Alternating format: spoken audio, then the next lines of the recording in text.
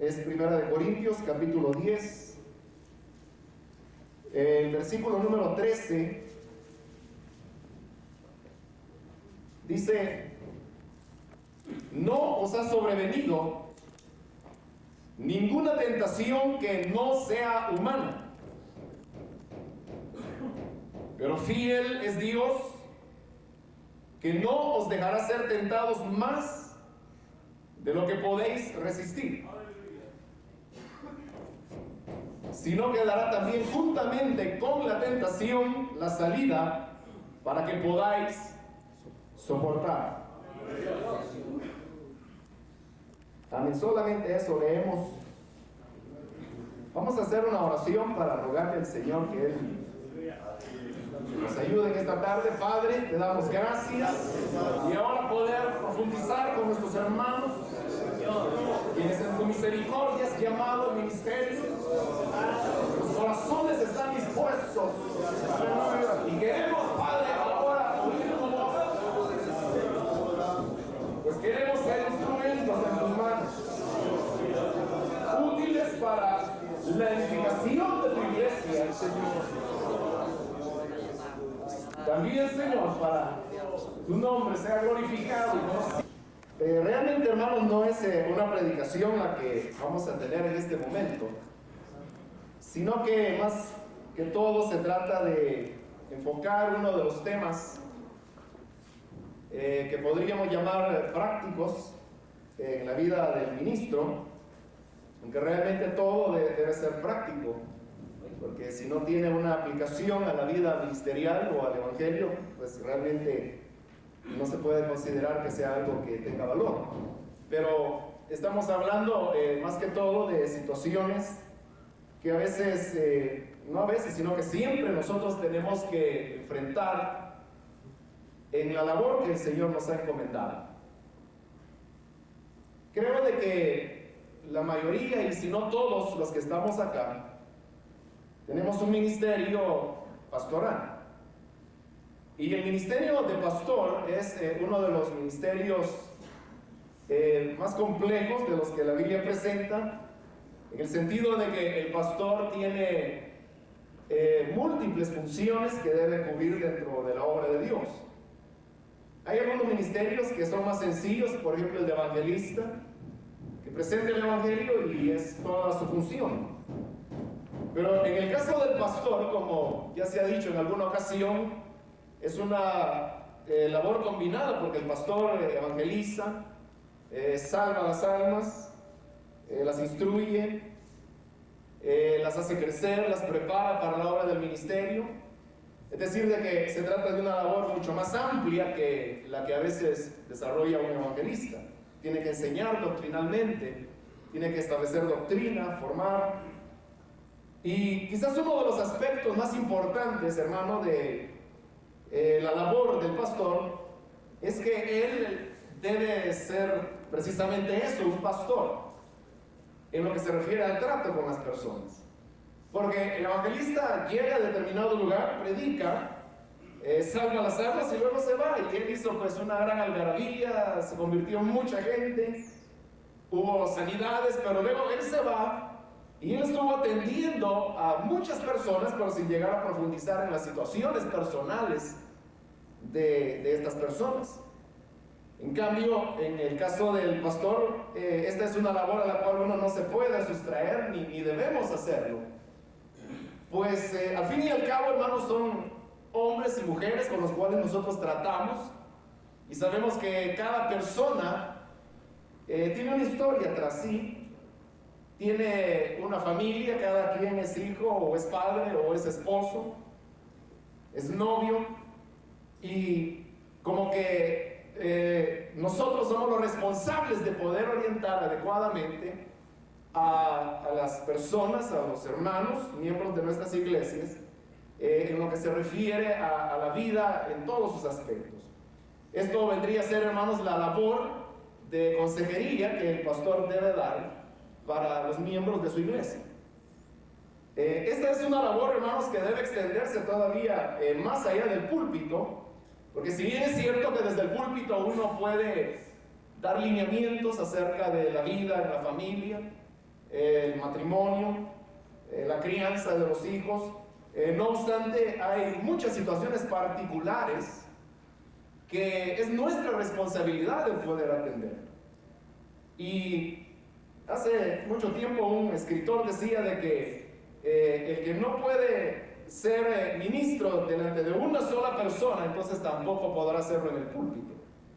Porque uno aprende a conocer lo que las personas son, precisamente en el trato ya individual con cada uno de los miembros de nuestra iglesia. Entonces, hay, hermanos, en nuestras congregaciones muchos conflictos, y cuando uno ve una congregación numerosa, como que ya se dibuja en la mente de uno cuántas situaciones no se estarán dando en ese gran número de hermanos que hay en una congregación. Problemas matrimoniales, problemas del hogar, problemas con los muchachos, los adolescentes de ese hogar o con las señoritas. Y como que es una gran carga el que la gente tiene. Ahora, la situación es que ¿qué hacen las personas cuando se encuentran con problemas dentro de sus hogares y ellos tienen necesidad de recibir una consejería? Quizás en ciertos estratos de la sociedad se acostumbra que cuando hay problemas, pues algunos saben y tienen las posibilidades de ir a un consejero matrimonial, o tienen quizás algún amigo de la familia que es médico y entonces agarran al muchacho adolescente que está dando problemas y lo llevan al médico. Pero es ahí donde, hermanos, nosotros tenemos que estar muy conscientes de nuestro papel como pastores. Que, como digo y repito, no se trata únicamente de la labor simplemente en el púlpito y de dar ahí lineamientos, verdades acerca de la Biblia, y luego uno sustraerse de la gran responsabilidad de tener que pastorear y orientar a los miembros de nuestra congregación. Y es por eso de que nosotros tenemos que estar involucrados en el trabajo que se hace, diríamos, en sectores de nuestra iglesia, por ejemplo, jóvenes, niños. Pero obviamente, hermanos, para poder ayudar a las personas que vienen con situaciones, que las hay de todo tipo, uno debe tener una preparación. O sea, uno tiene que saber dar un consejo adecuado, una palabra de orientación que verdaderamente va a ayudar a las personas, y no que venga a ser un consejo disparatado que quizás va a empeorar la situación.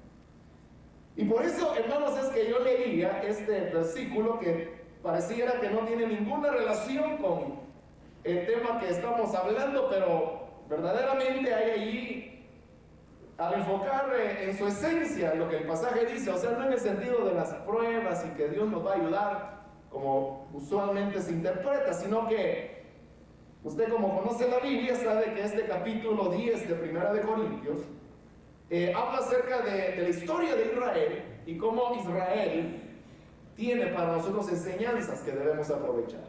Ahora, como conclusión de toda esa serie de citas que hace Pablo ahí de los pecados que Israel cometió, llega y Pablo hace la afirmación del versículo 13, que era el que leíamos, y dice que ahora nosotros, porque Él nos llama a estar firmes y no caer como cayeron ellos, dice, ninguna tentación nos ha sobrevenido que no sea humana.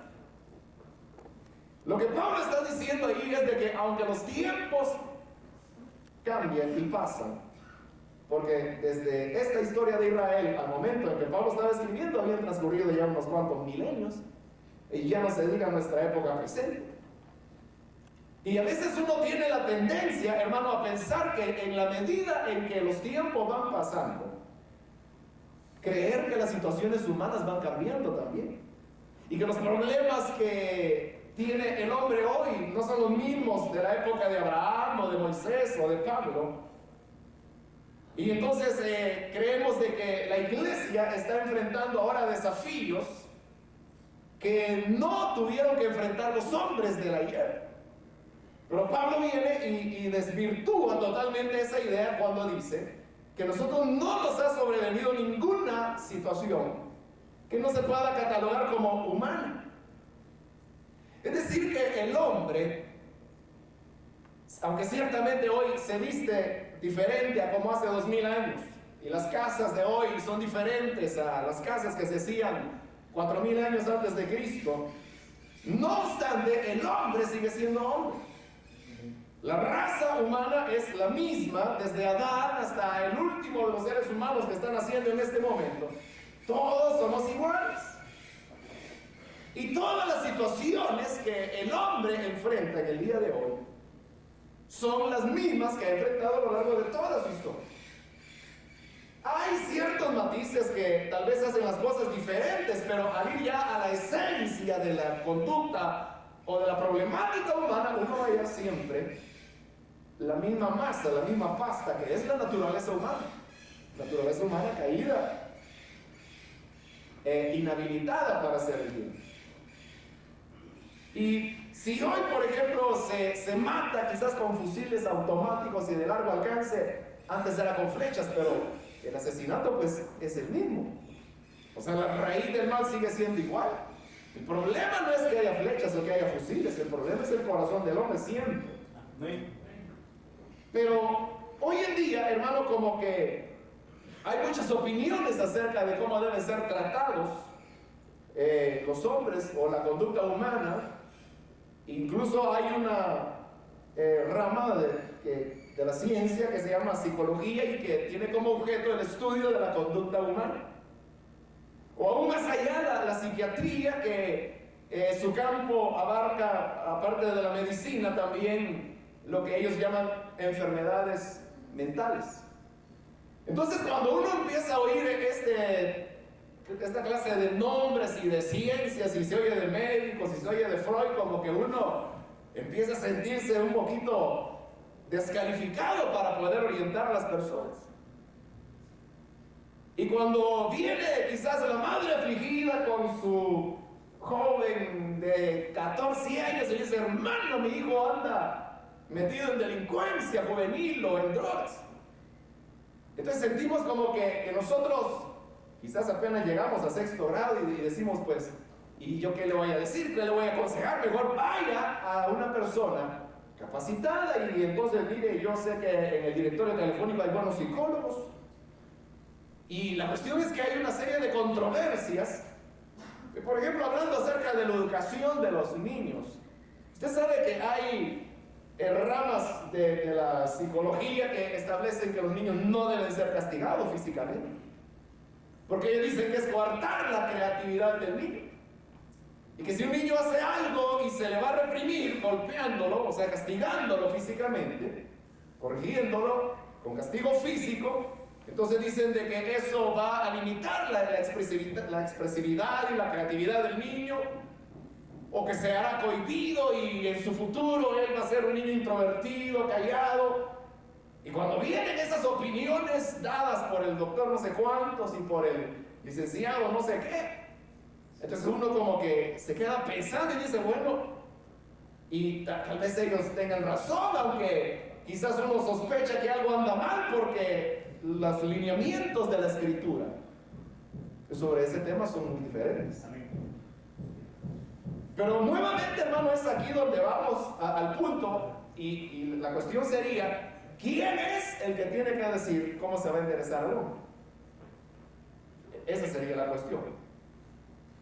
Y como también decía por ahí otro hermano, que realmente lo que ha sucedido con esto de la psicología y la psiquiatría y terapias de grupos y todas esas cosas, es simplemente de que ellos han usurpado el trabajo de la iglesia. Precisamente a causa del silencio de la iglesia. Entonces ellos comenzaron a entrar en un campo que es de la competencia únicamente de la iglesia y exclusivamente de los pastores o ministros del evangelio. Porque si estamos hablando de problemas de conducta humana, ¿quién puede ser más conocedor o más hábil en el tratamiento de problemas humanos que un ministro del evangelio? ¿Quién le puede ganar? ¿Un educador? ¿Un médico? ¿Un sociólogo? ¿Un filósofo?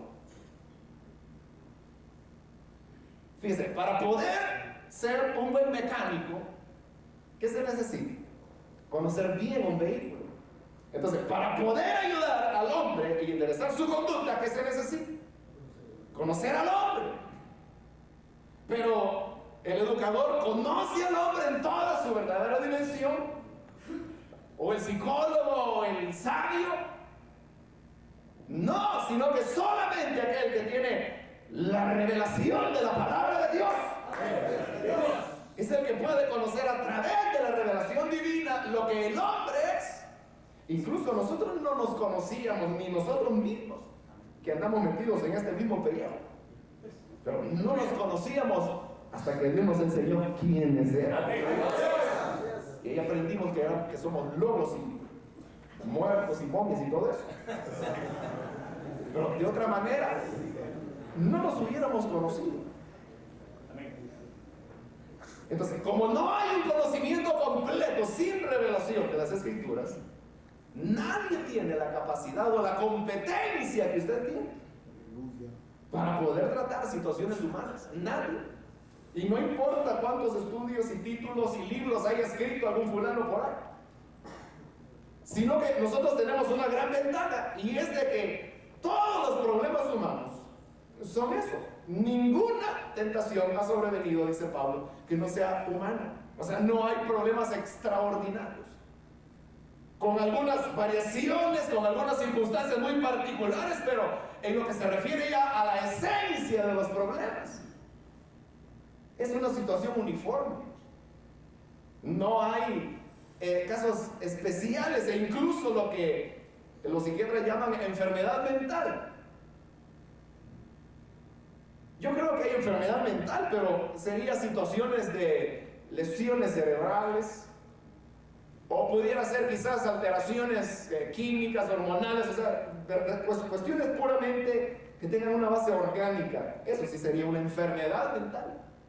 Pero aparte de algo que tenga una base fisiológica, no existe la enfermedad mental. Lo que existe es pecado. Simplemente, claro que el hombre le da otra serie de nombres y de palabras a veces extrañas, y la Biblia puede darle otros nombres, pero es ahí, hermano, donde, como repito, uno debe no dejarse influir, porque incluso la literatura cristiana está muy lastimada desde este punto de vista de la consejería, porque ha dejado que muchos aspectos de la sabiduría humana comiencen a usurpar el lugar que le toca a la palabra de Dios. Y por eso es de que cuando uno haya libros cuyos títulos son, por ejemplo, Cristianismo y Psicología, o Freud y el Evangelio, entonces uno como que se está metiendo. Eso es como decir, ¿qué, hermano?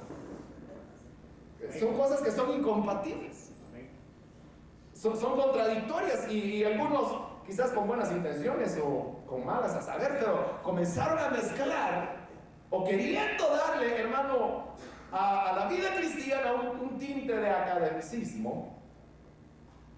Comenzaron a introducir conceptos psicológicos y psiquiátricos dentro de la consejería cristiana, y lo que hicieron fue venir a contaminar y comenzar a dar consejería disparatada. Y por eso uno encuentra, hay un libro que, si no estoy mal, se llama Enciclopedia de Problemas Psicológicos, algo así es el título, y parece un libro muy atrayente porque es en forma de diccionario, pero cuando uno empieza a examinarlo, empieza a dar una serie de recomendaciones muy humanas, aunque es publicado por una editorial cristiana y se supone que el autor es cristiano también. Pero para situaciones de adulterio, por ejemplo, recomienda cosas como reevaluar el matrimonio, pensar en el divorcio, y comienza a darle como valor a situaciones pecaminosas. El problema, hermanos, es cuando uno empieza a creer esas cosas, o comienza a dar consejería quizás en base no a la palabra de Dios, sino que a corazonadas, o lo que uno cree que funciona, cuando verdaderamente uno no sabe si eso va a funcionar o no. Pero acá, por eso el pasaje es bien hermoso, porque en primer lugar enseña lo que ya dijimos, que hay una uniformidad en los problemas humanos. Pero en segundo lugar, el propósito de Dios no es que los problemas o las situaciones humanas nos dobleguen. Porque dice que Dios no dejará que seamos tentados más de lo que podemos resistir. Es decir, que todas las situaciones humanas tienen remedio. Pueden ser remediadas. Nadie tiene que llegar al suicidio. Porque yo he leído incluso autores cristianos que dicen que a los suicidas hay que verlos con respeto y con comprensión. Pero, ¿por qué tener que pensar que esa es la última salida cuando la Biblia dice que no hay problema o situación o tentación, como dice ahí literalmente, que no hayan tenido otros seres humanos antes, de hoy o de hace 1000 o 5000 años? Es igual. Pero igualmente es el mismo, el Dios que es fiel y que no deja que seamos llevados a situaciones que no podemos resistir. Pero es más, aún va adelante Pablo y dice que Dios dará juntamente con la tentación la salida. Es decir, que hay una respuesta para las situaciones humanas. Y nosotros, como ministros del Evangelio, hermanos, nosotros debemos ser expertos en el hombre. O sea, nuestra especialidad es la criatura humana. Nosotros debemos dar las respuestas que nuestras congregaciones y nuestros miembros afrontan. Si no, ¿a quién irán?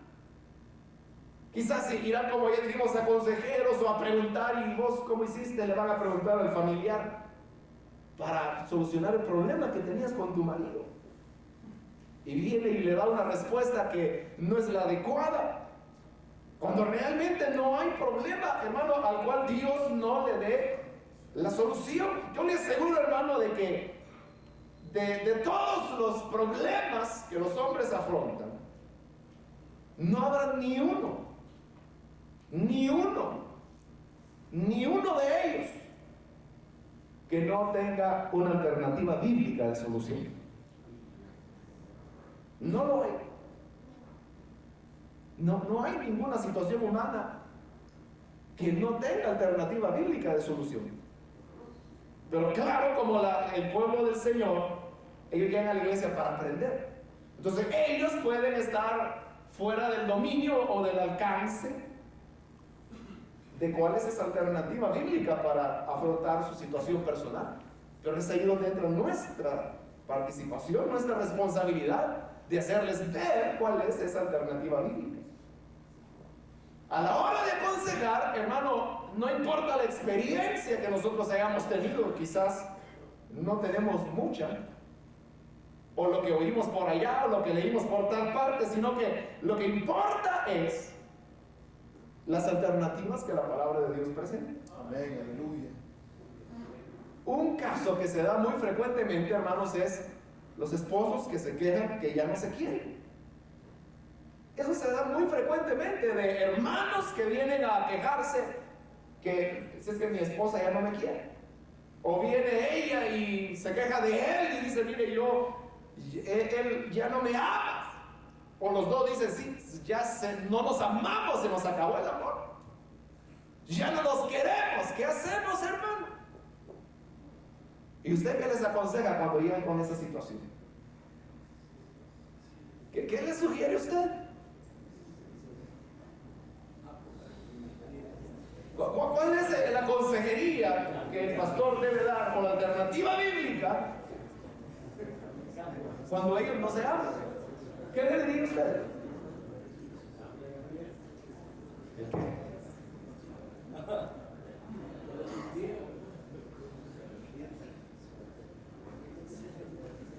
Muy suave hablan. Que cambie. Bueno, el hermano dice que cambien de mujer.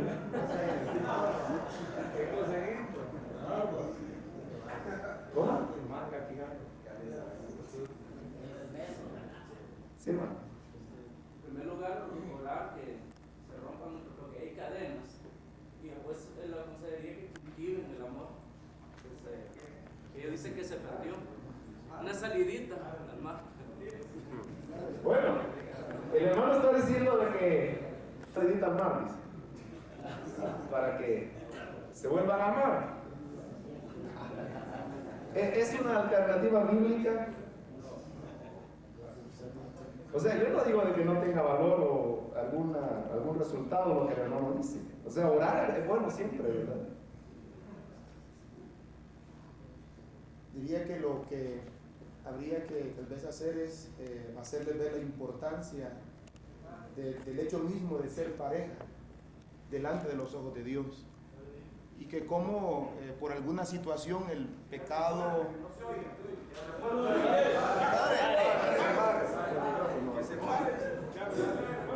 Sí, en ese caso tal vez sería, han buscado alguna solución, alguna respuesta, y de alguna manera han perdido ellos la conciencia de lo importante que es el matrimonio delante de los ojos de Dios.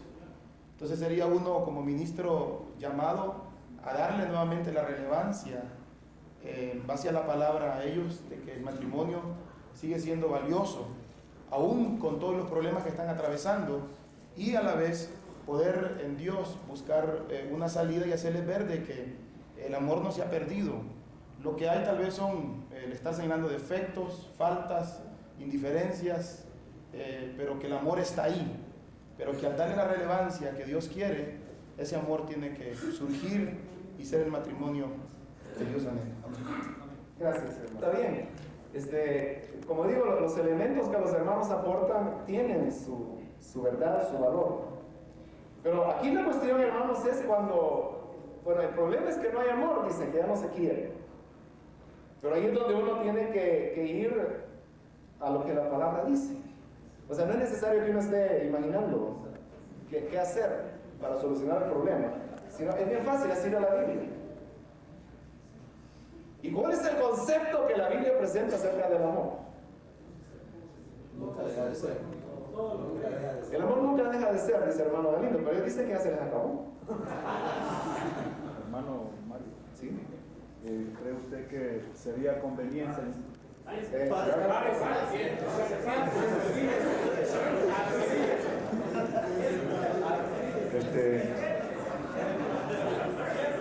Yo le di una predicación a usted en cuanto al caso de Apocalipsis, que se puede aplicar de tres maneras, tanto lo individual, local y a la vez, digamos, a nivel de las iglesias. En cuanto a la iglesia de Éfeso, que aquí la iglesia de Éfeso había perdido amor y digamos, el Señor le exhortó a que volviera a hacer las primeras obras. Yo considero de que un caso así se pudiera poner como ejemplo la iglesia esta de Éfeso, que la iglesia se restaurara en el sentido de volver a un noviazgo, por ejemplo, estando ya casado. No sé. Gracias, pero lo vamos a hacer en este momento. Como decía, es simplemente preguntarse en la Biblia qué es el amor. Según la palabra de Dios, el amor no es un sentimiento. ¿O sí? No. Según la Biblia no es un sentimiento. Claro que el amor genera sentimientos, pero la Biblia, o sea, enseña que el amor es un acto. Y de ahí la importancia de lo que el hermano decía, vuelve a tus primeras obras. O sea, el Señor no le dijo, perdiste tu primer amor, vuélvete a enamorar de mí. Sino que le digo, perdiste tu primer amor, haz las obras que hacías cuando te amabas. Entonces, el amor es acción. La Biblia está lleno de eso. Dice aquel pasaje que quizás no se recuerdan, que es Juan 3:16. Que dice, de tal manera amó Dios al mundo. ¿Y qué pasó? ¿Amó qué? Accionó. Así es, no dice de tal manera amó Dios al mundo que le digo, mundo, que bella es o qué lindo es. Y empezó a enamorarlo, sino que fue una acción, una decisión de la voluntad de amar. Porque fíjense que el problema nuestro es que Y es el sentir de la gente. Y esa pareja que viene a decir, hermano, ya no nos queremos, ellos están cometiendo un error que quizás es el mismo en el que estamos enrollados nosotros. Y es el pensar de que el amor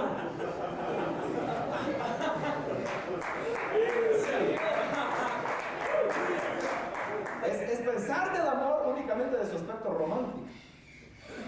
Y entonces, como ellos se casaron cuando eran jóvenes y que la vio bonita y que la chonguita que se ponía acá, y entonces y le gustó y la cara y todo eso, pero ya cuando la vio todos los días ya no. Pero ¿qué fue lo que pasó ahí? Que hubo un amor romántico, sentimental, pero el problema de los sentimientos es que los sentimientos humanos nunca son estables. Si no, ya no fueran. Nuestros sentimientos siempre son variables. Entonces, si nuestro amor hacia el cónyuge estará basado en sentimientos, nuestro amor hacia nuestro cónyuge será variable, ¿sí? Depende cómo vaya la marea de nuestros sentimientos. Pero ahí es donde uno tiene que pasar de un amor romántico o el de enganche, que fue el que nos hizo casarnos, a un amor maduro, que es ya un amor de voluntad y no de sentimientos. Porque el amor romántico es una ilusión, es un engaño. O sea, no propiamente, pero más o menos. Sí, porque uno la ve perfecta y ella también cree de que usted es el príncipe azul. Pero en los primeros días de matrimonio el cristal se rompe.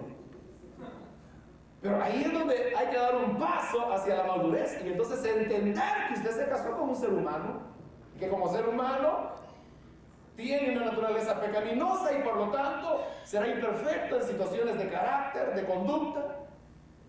Pero eso no lo puede remediar sino solamente el Señor el día que seamos glorificados. Así realmente es el matrimonio, pero ahí está que como es un acto de la voluntad, por eso es que el matrimonio puede ser mandado, porque el amor en la Biblia es un mandamiento. ¿O acaso no dice la Escritura, maridos, amad a vuestras mujeres? Y ese amar es un imperativo. Es un modo imperativo. Es una orden. Ahora, nuestra idea del romanticismo choca con eso. Porque uno dice, no, si a nadie se le puede mandar a amar.